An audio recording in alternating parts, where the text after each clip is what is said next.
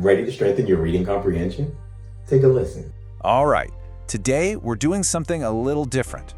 We're not just going to talk about a criminal case. We're going to tear it apart and show you the elite strategy, the real playbook that can turn a totally desperate situation into something winnable. Think of this as a masterclass in tactical law. And it all kicks off with this question right here. Imagine this. Your friend's in jail, the judge has already said no bond, and the charges are heavy. This isn't just some law school hypothetical, you know? This is a real person asking for a real lifeline, a real strategy. And that's exactly what we're here to do. We're going to give you the strategic answer. We are going to lay out the exact blueprint, step by step, that an elite lawyer would use to attack this thing. Okay, so first things first, let's get the lay of the land. You really need to understand the details here because they paint a pretty grim picture. So let's just process this for a second. We've got a felony charge leading the pack. That's the big one. Then there's a whole stack of other serious charges. The car actually flipped over, and there's a history here, a past that you know the prosecutor is just salivating to bring up. And the cherry on top, the judge has already denied bond. That's a huge red flag. It means the court sees this guy as either a flight risk or a straight-up danger. The stakes? Yeah, they're about as high as they get. Which brings us right back to that huge question we started with. Can someone really handle this legal hurricane on their own? You know, go pro se? Well, the expert answer to that is pretty blunt, and it's immediate. So pro se, what's that? It's Latin, basically means for yourself. It's when you decide to be your own lawyer. You're the one writing the motions. You're the one standing up and arguing to the judge. You're the one trying to cut a deal with the prosecutor. And in a case like this one, that path is, well, it's an absolute minefield. And look at this. This chart just perfectly lays out why going pro se here is a tactical disaster. I mean, you could accidentally admit to everything on a recorded jail call, and believe me, they listen. You could waive your constitutional rights without even knowing it. You could lose all credibility with the judge by filing some weird pseudo-legal nonsense you found online. It almost guarantees you're going to get a much worse deal. And look, this has nothing to do with how smart you are. It's about knowing the rules of the game, the rules of combat in a courtroom. Okay, so if going it alone is a terrible idea, what's the right move? Well, it all starts with a very clear, foundational blueprint. This is it. This is the three-step game plan. And notice, it's not random. It's perfectly sequenced. Step 1, you fight like hell to get him out of jail. Step 2, you lock down every piece of evidence. You control the facts. And only then, once you've done that, do you go on the attack. So, step 1, how do you actually do it? You don't just walk in and say, hey, can we have bond now? No. You file a formal motion for bond reconsideration, and you hit the judge with cold, hard facts. You argue, look, nobody was actually injured, he has real ties to the community, he's not going to run, and hey, we have technology now, GPS monitoring, that can eliminate any risk. You're not begging, you're giving the judge a rock-solid, logical reason to say yes. All right, next up, locking down the evidence. This is where you take control of the story.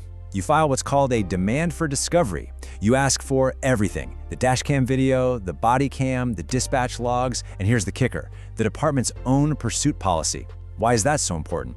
Because if the cops broke their own rules during that chase, boom, that's massive leverage for your side.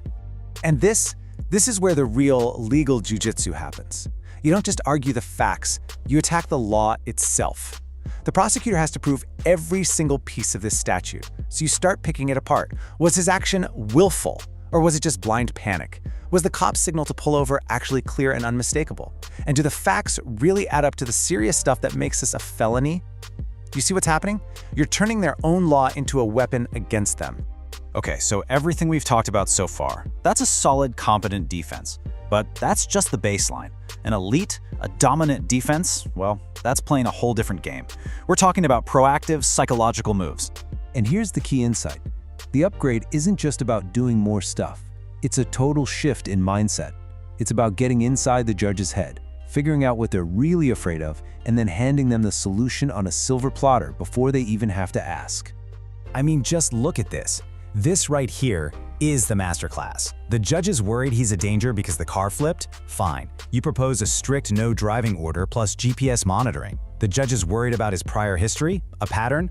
Bam. You've already enrolled him in rehab. The judge thinks he's a flight risk? No problem, we'll surrender his passport. See the difference? You're not asking for a favor. You are proactively solving every single problem the judge has with this case.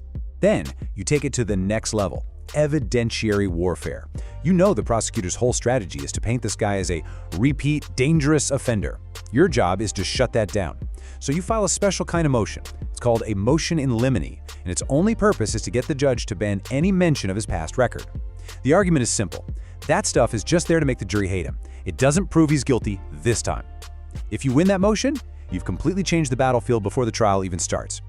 All right, so we've talked a lot about what to do, but it's just as important, maybe even more important, to know what not to do. There are some classic traps that can absolutely torpedo an otherwise solid case. And here they are, the big ones, the cardinal sins. Talking about your case on the jail phone, that's just gift wrapping evidence for the prosecution.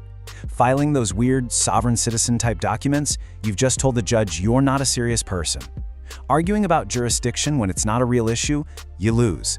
And ignoring the rules of evidence, that's like bringing a knife to a gunfight. It's not gonna work, ever. So, after all that, let's circle back. What's the final, clear, actionable answer to that desperate question we started with? Here's the bottom line, plain and simple. Does he need a lawyer? Yes, immediately. This is a felony. Is going pro se an option? Absolutely not. Not for the main defense anyway.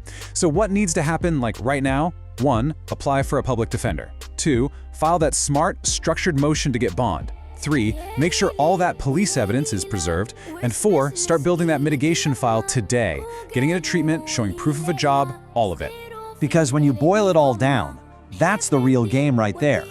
You take the prosecutor's scary story, this dangerous fleeing felon narrative, and you use precise tactical moves to reframe it. You turn it into a contained, correctable incident, something manageable, something that doesn't scream prison. And that really leaves us with one final question to think about, right? In a high-stakes legal battle, what actually wins the day? Is it just knowing the law, knowing the words printed in a book? Or is it mastering the strategy, the art of pressure, of timing, of controlling the entire narrative? I think the answer to that, well, it determines everything. خلوني بالشيخة مصموت وحكمنا سراقة والكراسي باللهبوت